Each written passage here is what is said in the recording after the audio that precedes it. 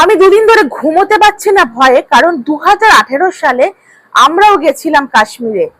এবং কাশ্মীরের সমস্ত জায়গা ঘোরার পর লাস্ট স্পট ছিল আমাদের, মানে সাইট সিনের ছিল পেহেলগাঁও। পেহেলগাঁওতে আমরা 3 দিন ছিলাম।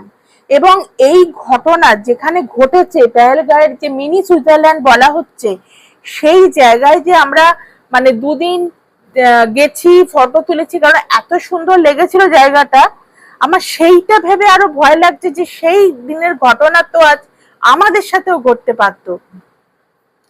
আমরা মানে বিশ্বাস করুন, একটা ঘটনা আপনাদের সাথে শেয়ার করি। আমরা যখন যাই পেহেলগাঁওতে, শ্রীনগর থেকে যখন গেছিলাম, তখন হচ্ছে হোটেলে গিয়ে যেটা হয়, জামা কাপড় ব্যাগ থেকে বার করা এ করা। তো হঠাৎ করে রাই তখন খুব ছোট ছিল, আমার মেয়ে তখন খুব ছোট ছিল, হঠাৎ করে দেখতে পাচ্ছি না। তো এদিক ওদিক তাকিয়ে দেখি কোথাও নেই। আর আমাদের যে হোটেলটা ছিল সেটা অনেকটা বড় জায়গা নিয়েছিল। তো তখন দেখতে পাচ্ছি না, তখন দৌড়ে আমি নিচে যাই, আমার হাজবেন্ডও নিচে ছিল, ও হয়তো ওদিকটায় ছিল। তো গিয়ে দেখি রাই কথা বলছে কারোর সাথে একজন।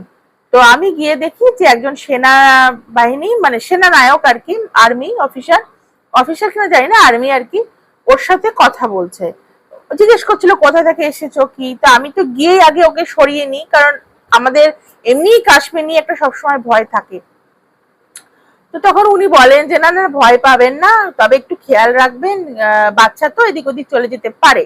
এবং মানে বিশ্বাস করুন, আমরা যে কদিন পেহেলগাঁওতে ছিলাম, যেখানেই যেতাম আমরা হয়তো নর্মাল একটু হেঁটে রাস্তায় বেরোচ্ছি, রাস্তাঘাট কিন্তু খুব যে একটা জনবহুল ছিল তা না, ফাঁকাই ছিল।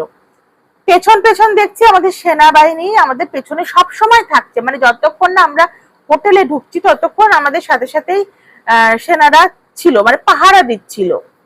তো সেইখানে দাঁড়িয়ে আমার মাথায় একটা জিনিস কিছুতেই ঢুকছে না, এইরকম একটা জায়গা যেখানে সবাই মানে বাচ্চা খেলছে, রাইডস গুলো রয়েছে, সেই রকম একটা জায়গাতে সেই সময় কোনো কেন সেনানায়ক মানে সেনাবাহিনী ছিল না, আর্মিরা ছিল না ওই সময়টা, কেন? এইটা কিন্তু আমার মাথায় কিছুতেই মানে আমি মেলাতে পারছি না। যাই হোক, যা মানে আমি সেটার দিকে যাচ্ছি না, শুধু একটাই চাই ওপর মহলার কাছে, যেন কঠিনের থেকে কঠিনতম শাস্তি হোক, যেন কোনো অভয়ার মতন এই ঘটনা চেপে না যাওয়া যায়। মানে এমন শাস্তি হোক যাতে পৃথিবী মনে রাখে যে শুধুমাত্র হিন্দু হওয়ার কারণে কোনো অন্য কি জাত টাত না জিজ্ঞেস করে, শুধু আপনি হিন্দু, ব্যাস স্পট, এই ঘটনা যেন আমরা শাস্তি চাই।